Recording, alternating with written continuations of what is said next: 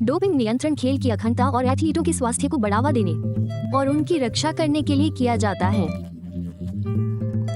Doping परीक्षण विश्व anti doping code और अंतर्राष्ट्रीय मानकों की श्रृंखला के अनुसार किया जाता है। नमस्ते, मैं एक डोपिंग नियंत्रण अधिकारी हूँ। मुझे डीसीओ के रूप में भी जाना जाता है। मैं डोपिंग नियंत्रण प्रक्रिया में आपके अधिकारों की रक्षा करने में एक प्रमुख भूमिका निभाता हूँ, जिसमें 5 चरण शामिल हैं।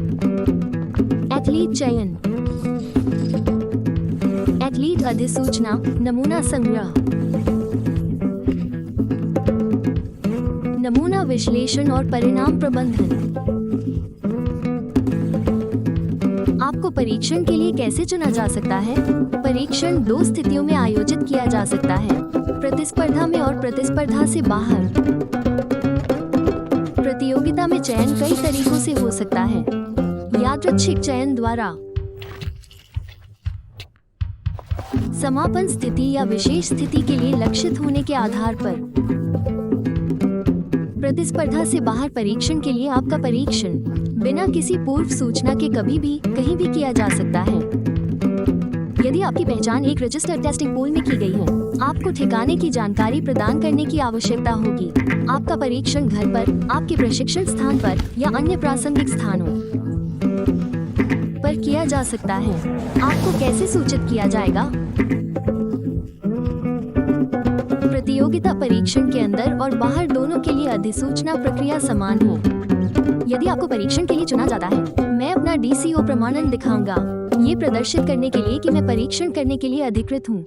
मैं डोपिंग नियंत्रण प्रक्रिया में आपके अधिकारों और जिम्मेदारियों के बारे में भी बताऊंगा और आपसे एक फॉर्म पर हस्ताक्षर करने के लिए कहूंगा। एक बार आपको सूचित कर दिया गया, तो आपको तुरंत डोपिंग नियंत्रण स्टेशन को रिपोर्ट करना होगा। आप वैध कारण से देरी का अनुरोध कर सकते हैं, जैसे कि आप मेडल समारोह में भाग ले रहे हैं। आपको एक प्रेस कॉन्फ्रेंस में भाग लेना है। आपको चिकित्सा उपचार की आवश्यकता है। आपको सूचना के बाद परीक्षण प्रक्रिया पूरी होने तक हर समय एक डीसीओ या संरक्षक आपके साथ रहेगा।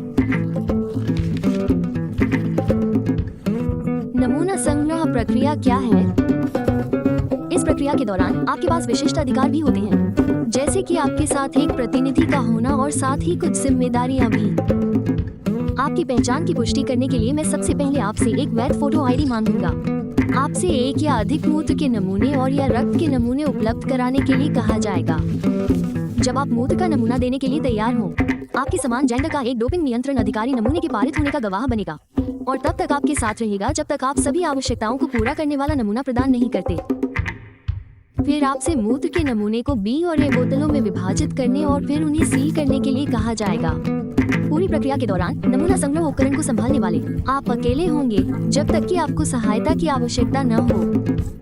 अंत में आपको डोपिंग नियंत्रण फॉर्म की समीक्षा करने और उस पर हस्ताक्षर करने के लिए कहा जाएगा। नमूने और फॉर्म की एक प्रति जो आपकी पहचान का खुलासा नहीं करती है, उसे वादा मान्यता प्राप्त प्रयोगशाला को भेजा जाएगा, जबकि अन्य प्रतियां संबंधित एंटी डोपिंग संगठनों को भेजी जाएंगी।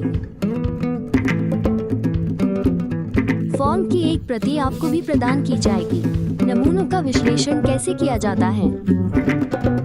एक बार जब आपका नमूना प्रयोगशाला में पहुंच जाता है, तो उसे खोला जाएगा और उसका विश्लेषण किया जाएगा। बी नमूने को सुरक्षित रूप से संग्रहित किया जाएगा। यदि नमूने में कोई प्रतिकूल विश्लेषणात्मक निष्कर्ष सामने आता है, तो परिणाम की पुष्टि करने के लिए बी नमूने का विश्लेषण किया जाएगा। परिणामों का प्रबंधन कैसे किया जाता है? प्रयोगशाला परिणामों को जिम्मेदार एंटी डोपिंग संगठन को रिपोर्ट करेगी। परिणाम प्रबंधन के लिए प्रक्रिया की जवाबदेही सुनिश्चित करने के लिए एक प्रति वादा को भेजी जाएगी।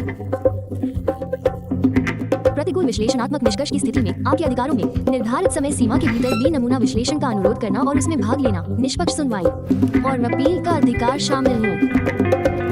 एक आवश्यक निवारक के रूप में सभी देशों में एक मानक डोपिंग नियंत्रण प्रक्रिया एथलीटों को खेल की सच्ची भावना के साथ समान स्तर पर प्रतिस्पर्धा करने के अधिकार की रक्षा करने में